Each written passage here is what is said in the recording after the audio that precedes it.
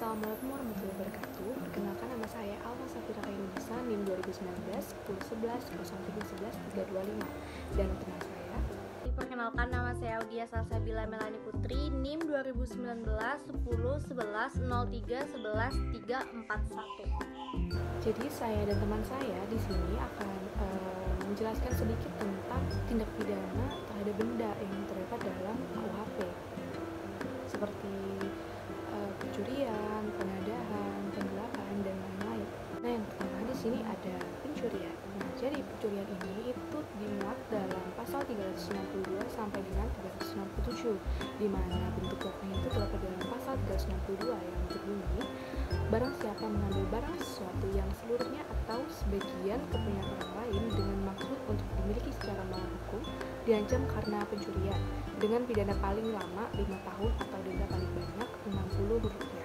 Nah, pencurian ini itu terdiri dari unsur objektif dan subjektif. Nah, unsur objektifnya itu adalah perbuatan mengambil, objeknya suatu benda, dan unsur keadaan yang menyertai atau melekat pada benda, yaitu benda tersebut itu sebagian atau seluruhnya milik orang lain. Lalu untuk unsur objektifnya itu adalah adanya maksud yang ditujukan untuk memiliki dan dengan melawan hukum. Jadi dia harus melawan hukum. Nah, di dalam semua pasal pencurian ini terdapat klasifikasinya sendiri-sendiri. Jadi dalam pasal 362 itu ada pencurian biasa, di mana itu pencurian pokok, dan yang 363 ini adalah pencurian dengan pemberatan. Jadi kira-kira apa pemberatan? Pemberatannya itu ada yang pertama pencurian ternak, lalu yang kedua itu adalah pencurian pada waktu tertentu seperti waktu kebakaran, gempa bumi, atau gempa laut, seperti itu. Lalu yang ketiga adalah pencurian di waktu malam di sebuah rumah atau pekarangan yang tertutup yang ada rumahnya. Nah, yang selanjutnya adalah pencurian dilakukan oleh dua orang yang bersekutu. Lalu yang kelima adalah pencurian yang masuk ke tempat, yaitu dia berniat untuk melakukan kejahatan atau untuk sampai pada barang yang diambil, yaitu dia ada merusak suatu barang gitu, sampai ada yang rusak.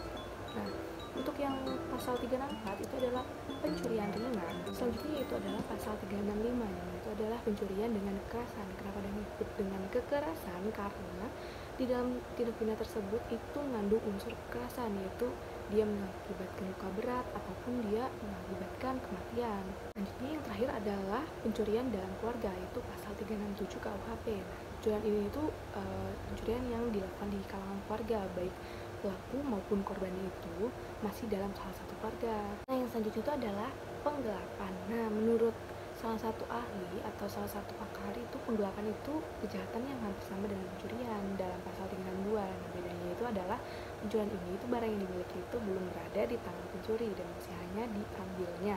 Jadi dia baru mengambil. Sedangkan kalau di dalam penggelapan itu waktu dimiliki barangnya itu sudah ada di tangan si pembuat, yang dimana pasal 372 ini adalah bentuk pokok dari penggelapan ini. Jadi pasal 372 ini punya syarat atau unsur yang bisa dikategorikan sebagai penggelapan. Yang pertama itu adalah unsur subjektif. Jadi unsur subjektifnya itu adalah dengan sengaja. Lalu ada unsur objektifnya, yang pertama adalah barang siapa, lalu menguasai secara melawan hukum suatu benda, dan sebagian atau seluruh yang berada padanya, bukan karena kejahatan. Seperti yang saya jelaskan tadi, kalau pasal-pasal yang memuat tentang penggelapan ini itu diatur pada pasal 372 sampai 377. Nah, dalam pasal-pasal tersebut itu ada berbagai macam. Kenapa pasalnya menjadi banyak? Karena di situ ada pemberat pasal, pemberat hukuman, ada dari penggelapan ringan, ada yang penggelapan berat, ada yang penggelapan karena sebab hubungan kerja di pasal 374, lalu di 73 itu tentang penggelapan ringan, lalu penggelapan karena terpaksa diberi barang tersebut pada pasal 375. Selanjutnya yaitu adalah pemerasan dan pengancaman.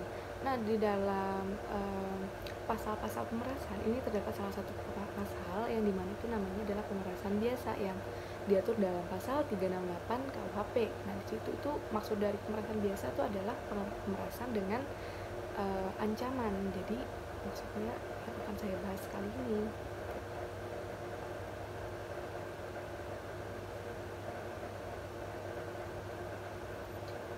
Nah, Tindak pidana pada pasal 36 KUHP ini kan disebut dengan pemerasan biasa atau yang kita bisa sebut dengan tindak pidana pengancaman. Nah, itu berbunyi dengan barang siapa yang dengan maksud menguntungkan diri atau orang lain secara melawan hukum, memaksa orang lain dengan kekerasan atau ancaman kekerasan untuk memberikan suatu barang yang seluruhnya atau sebagian adalah milik orang lain, atau supaya memberikan hutang maupun menghapus piutang, diancam dengan pemerasan dengan pidana penjara paling lama 9 tahun. Tindak pidana pada pasal 36 KUHP ini kan disebut dengan pemerasan biasa atau yang kita bisa sebut dengan tindak pidana pengancaman. Nah, itu berbunyi dengan barang siapa yang dengan maksud menguntungkan diri atau orang lain secara melawan hukum, memaksa orang lain dengan kekerasan atau ancaman kekerasan untuk memberikan suatu barang yang seluruhnya atau sebagian adalah milik orang lain, atau supaya memberikan hutang maupun menghapus piutang, diancam dengan pemerasan dengan pidana penjara paling lama 9 tahun. Nah, menurut Kitab Undang-Undang Hukum Pidana yang ditulis oleh R. Susilo, itu ada beberapa unsur atau syarat bisa digunakannya pasal ini dalam suatu tindak pidana, yaitu ada unsur memaksa orang lain, lalu ada unsur untuk memberikan barang yang sama sekali atau sebagian, termasuk punya orang itu sendiri atau punya orang lain, atau membuat hutang serta menghapus piutang. Lalu dengan maksud hendak menguntungkan diri sendiri atau orang lain dengan melawan hak. Lalu yang terakhir adalah memaksanya dengan memakai kekerasan atau ancaman kekerasan. Nah, itu yang hal penting, yang terakhir itu adalah hal penting dalam pasal ini, karena kalau tidak ada ancaman kekerasan itu tidak bisa dimasukkan, dikualifikasikan dalam pasal ini. Setelah ini beberapa tindak pidana akan dijelaskan oleh teman saya. Oke, jadi kejahatan kepada harta benda yang selanjutnya adalah penadahan.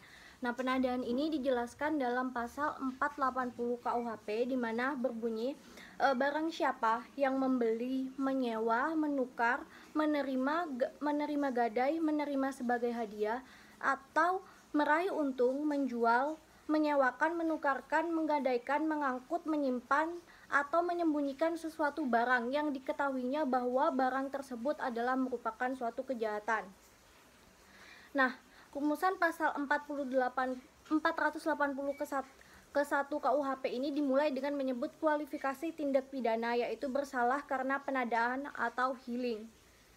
Unsur-unsur tindak pidana pada pasal ini adalah unsur objektifnya yang berupa barang siapa, lalu unsur pembuatan yaitu membeli, menyewa, menggadai, menukar, menerima sebagai hadiah, atau dengan mengharapkan akan memperoleh keuntungan menjual, menyewakan, menukarkan, menggadaikan, dan mengangkut atau menyimpan dan menyembunyikan suatu benda. Lalu unsur objeknya yaitu suatu benda atau barang. Sedangkan unsur batin terhadap objeknya yaitu yang diketahuinya atau secara patut harus dapat diduganya. Jadi maksudnya di sini orang yang baik yang menggadaikan atau orang yang menerima penggadaian tersebut atau membeli barang tersebut itu sudah tahu bahwa barang tersebut merupakan barang dari kejahatan atau barang gelap, seperti itu. Lalu ada juga di pasal 482 KUHP, di mana pasal ini berbunyi perubahan tersebut dalam pasal 480 diancam karena penadahan ringan dengan pidana penjara paling lama 3 bulan atau pidana denda paling banyak senilai Rp900.000 bila denda tersebut diperoleh dari salah satu kejahatan yang diterapkan dalam pasal 364, 373, dan 379. Nah, contohnya ada seorang penadah hasil curian yang nilainya di bawah 2,5 juta.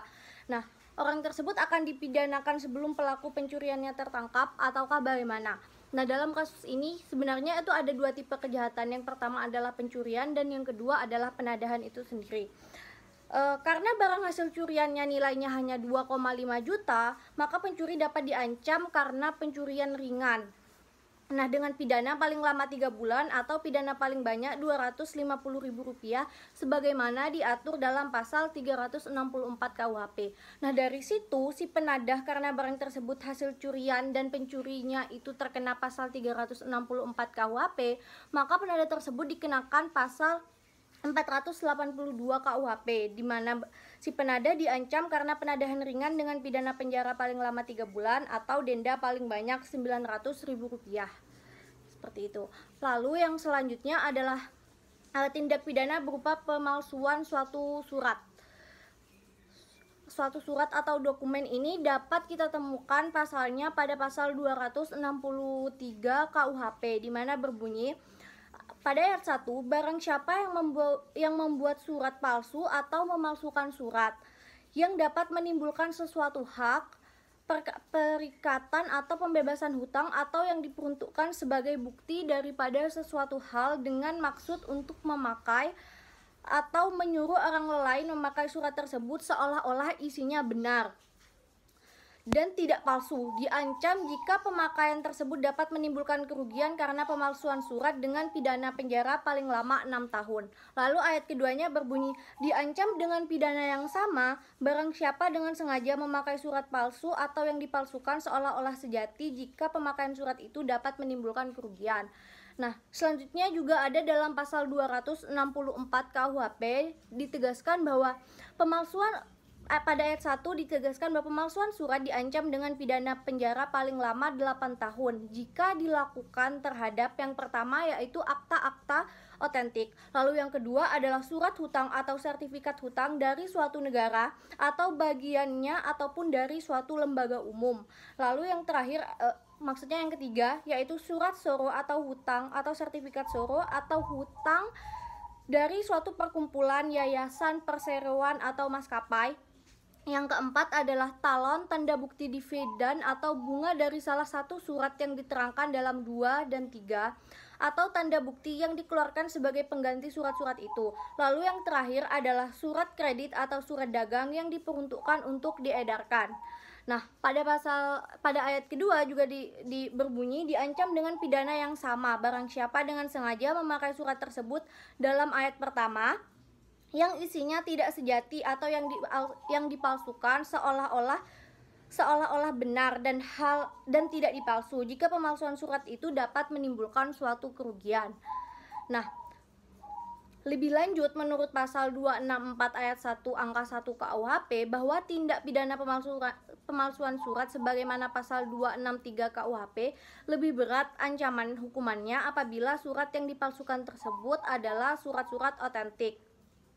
Nah, sebagai contohnya ada putusan Mahkamah Agung nomor 71 PK PID 2005. Dalam putusan tersebut diketahui bahwa terdakwa dengan sengaja menggunakan SPPT palsu atau dipalsukan dengan cara mengubah data di dalamnya.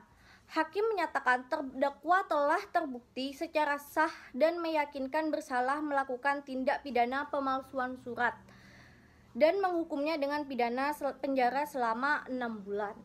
Nah, lalu selanjutnya adalah tindak pidana pengerusakan dan penghancuran benda. Nah, tindak pidana pengerusakan dan penghancuran benda ini dalam bentuk pokoknya diatur dalam pasal 406 ayat 1 di mana berbunyi barang siapa yang dengan sengaja dan melawan hukum menghancurkan, merusakkan, membikin tidak dapat dipakai atau menghilangkan suatu benda yang seluruhnya atau sebagian adalah milik orang lain diancam dengan pidana penjara paling lama 2 tahun 8 bulan atau denda paling banyak Rp4.500.000.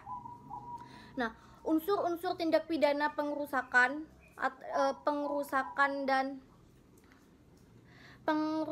penghancuran ini adalah yang pertama unsur objektifnya yaitu perbuatan. Perbuatannya itu menghancurkan, merusakkan, membuat tidak dapat dipakai dan menghilangkan. Lalu objeknya itu sendiri adalah suatu benda. Dan yang seluruhnya atau sebagian milik orang lain. Dan unsur subjektifnya yaitu dengan sengaja dan melawan hukum. Artinya tindakan itu merupakan tindakan yang memang disengaja dan tindakan yang dilakukan tersebut merupakan tindakan yang melawan hukum itu sendiri. Seperti itu. Contoh dari pasal tindakan yang bisa dijerat oleh pasal 406 tersebut apabila misalnya ada seorang A, dia melakukan pengrusakan itu terhadap mobil tetangganya atau orang B, itu dilakukan dengan sengaja, maka dia bisa dijerat oleh pasal 406 karena dia memang sengaja melakukan itu dan tindakan yang dilakukan memang merupakan suatu perbuatan yang melanggar hukum. Dengan ketentuan si B ini adalah pemilik dari mobil yang dirusak tadi. Nah, lalu yang kedua ada penghancuran atau pengrusakan ringan. Itu ketentuannya ada di pasal 407 ayat 1 di mana menyatakan bahwa perbuatan-perbuatan yang dirumuskan dalam pasal 406 jika harga kerugian yang disebabkan tidak lebih dari Rp25 diancam dengan pidana penjara paling lama 3 bulan atau denda paling banyak Rp60. Nah, unsur-unsur pasal 407 ayat 1 KUHP tersebut, unsur objektifnya meliputi menghancurkan, merusak, membuat tidak dapat dipakai atau menghilangkan suatu barang dan seekor hewan yang seluruh atau sebagian milik orang lain di mana harga kerugiannya tidak lebih dari Rp25. Sedangkan unsur subjektifnya yaitu yang meliputi dengan sengaja dan melawan hukum. Oke, jadi itu saja yang bisa kami jelaskan. Kurang lebihnya mohon maaf. Terima kasih sudah melihat video ini dan silakan tinggalkan komentar untuk diskusi bersama. Boleh ditulis di bawah. Terima kasih. Wassalamualaikum warahmatullahi wabarakatuh.